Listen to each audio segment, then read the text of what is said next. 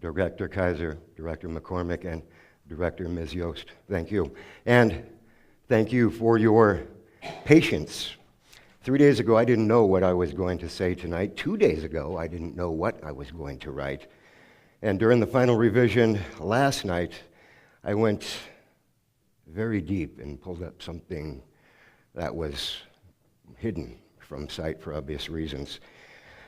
To give one of these, how do you do that? Well, I guess someone said, be yourself. Well, that makes sense. In fact, it was Irish poet and novelist Oscar Wilde who said, be yourself, because everyone else is already taken. Good advice, but if you're going to be yourself, you must know, or at least have some idea of who you are. Who was I?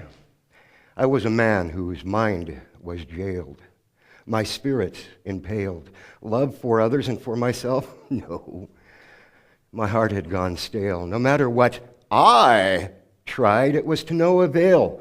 The career holy grail was in my hand, and even then, I was self-programmed to fail. Yeah, I'd say that's a pretty straightforward portrayal.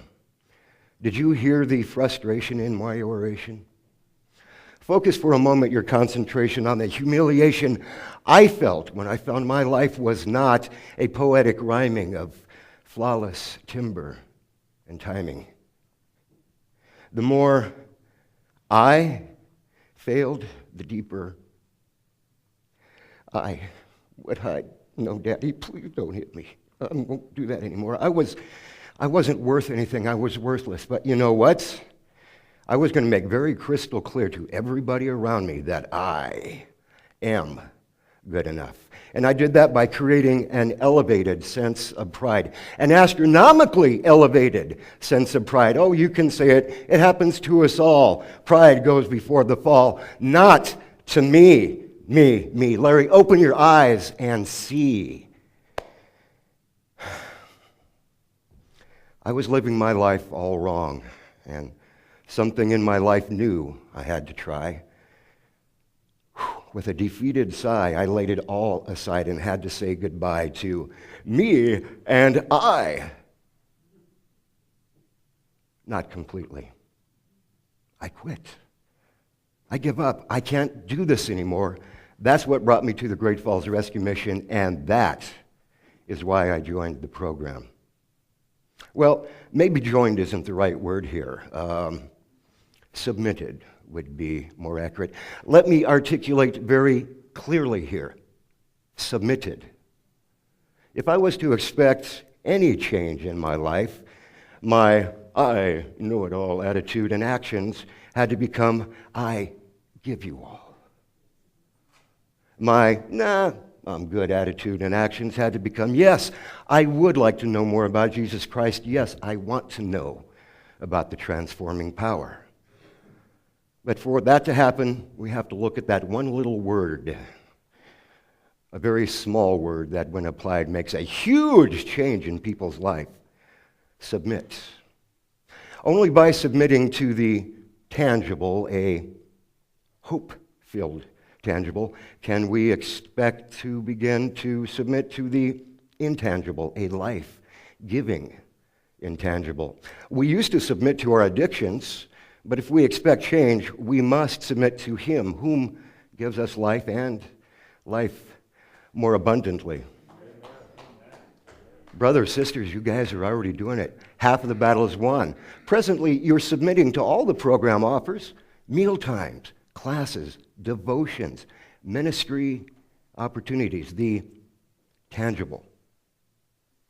Keep it up. I applaud you.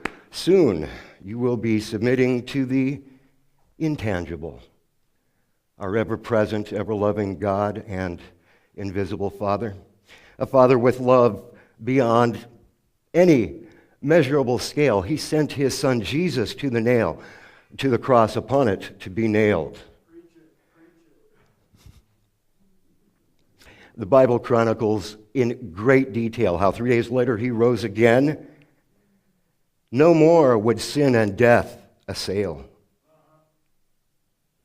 We are free from the prison of death. The enemy's plans, completely derailed. We're not in chains anymore. We are free from the prison, out, away. We don't have to go back. We're found not guilty. No posting of bail. That is for those that believe on him. It's easier if you think of the program not as something you do. Think of it as a way that you should live, orderly rather than chaotic, with purpose, not just drifting along, goals-minded, not just whatever comes my way. Remember, before coming to the program, drinking and drugging wasn't something we did. It's how we lived. It was the way we lived. It was a way of life. But for a moment, we must focus in on one thing. The program doesn't fix a person. It is, however, the seedbed in which the seeds of life change are planted by the person. It's not a short vacation. It's a lifelong vocation of transformation. It's not about getting your head together. It's about you and God getting together, heading in His direction. Think of it as a springboard to a better way of life, a Christ-centered life. Plant your seeds deep, water often. Soon you will learn. You will learn to apply. And ultimately, you will learn who you really are. Who are you? You are a God's child. Through trials and tribulations upon you, He has always smiled. So be yourself. After all, everyone else is already taken. In closing, imagine the Christian Discipleship Program as the starting blocks at the great race. Submit, pray, study, learn, apply. Soon your legs will become limber and strong. I can do all things through Christ who strengthens me, Philippians 4:13. You will know how to jump the hurdles, plural, hurdles ahead. These things I have spoken to you, that in me you may have peace. In the world you will have tribulation, but be of good cheer. I have overcome the world. John 16:33.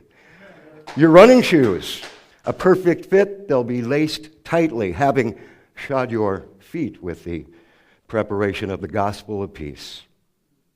Study hard. Study with endurance, and soon you will hear the sound of the starter's pistol.